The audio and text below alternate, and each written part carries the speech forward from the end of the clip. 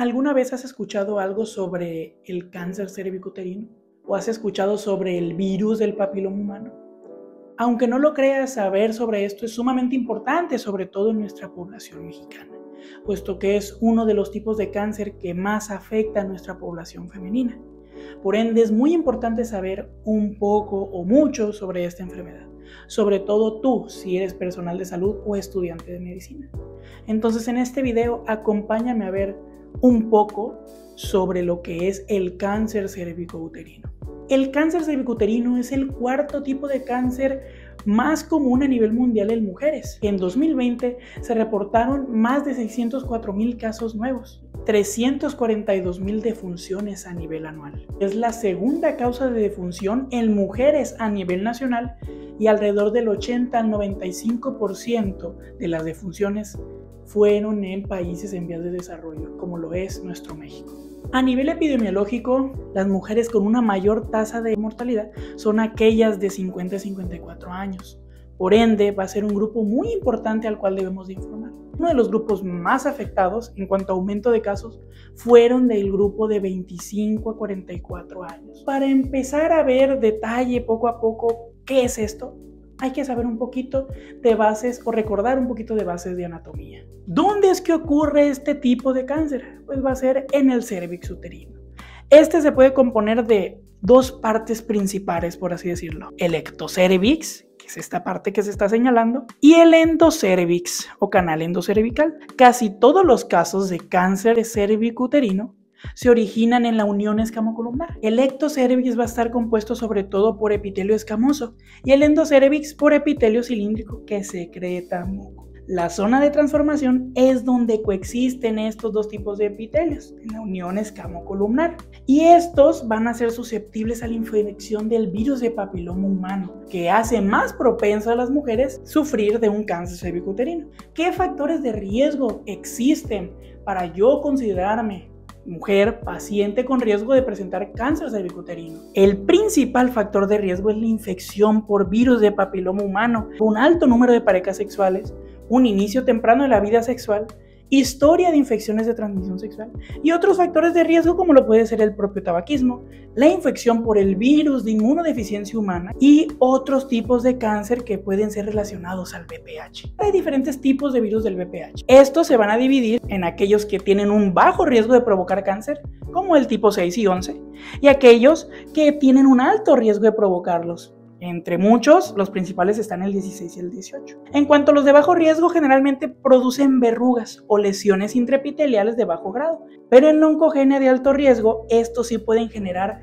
cáncer o hay un gran factor de riesgo para que lo provoquen. A través de una proteína que tienen los virus oncogénicos de alto riesgo, una vez que se unen al epitelio de la zona cervicouterina, estas propias proteínas que contienen oncogenes, como lo son E6 y E7, van a inactivar ciertos genes supresores de tumores, que son genes que sirven para evitar que aparezca el cáncer. Esto genera un alto riesgo de oncogenia. Todo esto genera un ambiente muy propicio para generar cáncer. En cuanto al cuadro clínico, es muy raro que genere síntomas al inicio. Generalmente se presenta asintomático, pero también se puede presentar por sangrado vaginal postcoital, o sea, después de relaciones, sangrado posmenopáusico, flujo vaginal anormal, dolor pélvico o dispareunia. Ya conocemos que el principal factor de riesgo es el virus del papiloma humano. Por ende, ¿cuál va a ser nuestra estrategia de prevención primaria? Hay una estrategia que propone la OMS, que es la estrategia 90-70-90,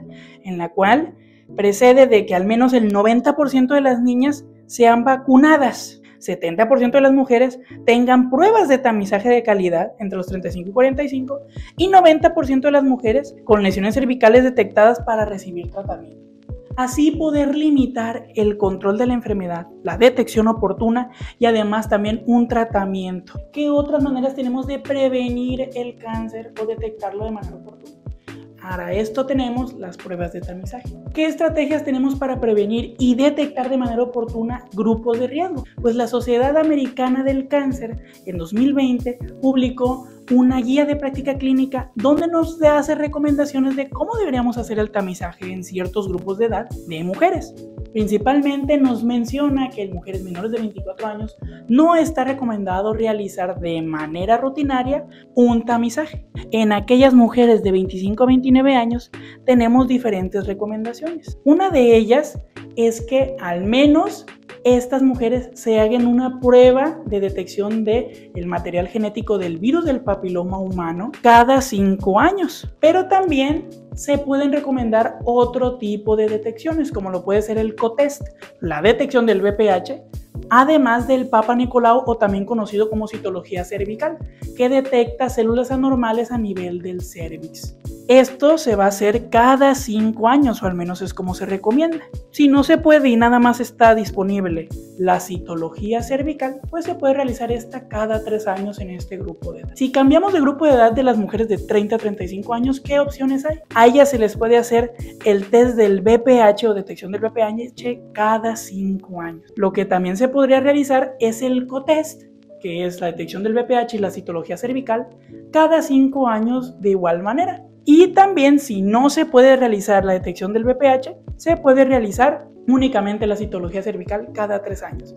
Aunque cabe mencionar que lo preferible es generar el cotest, o bien se menciona también la detección del VPH. Aquellas mujeres mayores a 65 años no está recomendado seguir con el tamizaje a menos que haya ciertas situaciones especiales. De igual manera, las guías de práctica clínica mexicanas del INS tienen recomendaciones específicas para seguir realizando el tamizaje en mujeres mayores de 65 años, específicamente en aquellas mujeres que nunca se hayan realizado una prueba de tamizaje, aquellas personas que vivan inmunocomprometidas, como aquellos pacientes con VIH, incluyendo las que se someten a una extirpación total del útero, que es la histerectomía. Personas que también hayan tenido histerectomía por lesiones de alto grado o cáncer aún con seguimiento hasta por 25 años y con una última prueba molecular positiva. También se deberá realizar el tamizaje. Y personas con pruebas moleculares positivas, como la detección también del VPH, se deberán seguir tamizando de forma anual hasta volverse negativas. ¿Cómo es que podemos determinar ya no seguirlas tamizando? Que al menos en los últimos 10 años hayan tenido 3 citologías cervicales negativas o 2 pruebas moleculares de detección de VPH negativas, siempre y cuando no hayan tenido una neoplasia intraepitelial cervical. ¿Qué quiere decir esto? Cambios compatibles con neoplasias o lesiones premalignas, por así decirlo. Una vez que nosotros hacemos el tamizaje y se generan cambios anormales, podemos generar lo que es una biopsia cervical para estadificar el tipo de lesión que tengamos. ¿Cómo se estadifican las lesiones precursoras? Pues podemos ver aquí en esta imagen un epitelio cervical normal. ¿Cuándo consideramos que es una lesión intraepitelial de bajo riesgo? Cuando es de grado 1, en donde se encuentra atipia coilocítica. ¿Qué es la atipia coilocítica? Pues son cambios celulares anormales alrededor del núcleo de las células que nos hacen pensar que hay daño a nivel estructural y genético de esas propias células. Además, podemos considerar lesiones intraepiteliales de alto grado como aquellas que se clasifican del tipo 2 o grado 2 y grado 3. Aquellas de grado 2 son aquellas que presenten, como se ve en la imagen, atipia progresiva y expansión celular basal de células inmaduras por encima del espesor inferior del epitelio. Y en el grado 3, aquella biopsia que se presenta con atipia difusa, pérdida de maduración y expansión hasta superficie. Esto quiere decir que las células se están reproduciendo a una velocidad de manera increíble. Por ende, debemos de pensar que estas células están con un mal control de su reproducción. Una vez que ya establecimos el diagnóstico por biopsia, ¿cómo vamos a estadificar a estos pacientes para ver qué tanto riesgo pueden llegar a tener o qué manejo vamos a llegar a tener? Pues la FIGO, que es la Federación Internacional de Ginecología y Obstetricia, propone una estadificación que va del 1 al 4.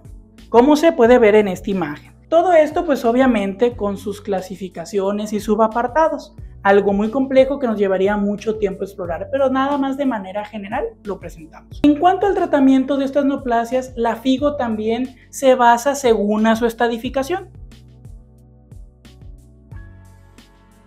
Pues muy importante que tengamos en cuenta al menos las generalidades de este tema para limitar esta patología en nuestra población mexicana, en nuestras mujeres, y disminuir tanto la mortalidad y aumentar la detección de casos oportunos para dar un buen manejo y evitar estos decesos. Esto ha sido todo por el video de hoy y muchas gracias.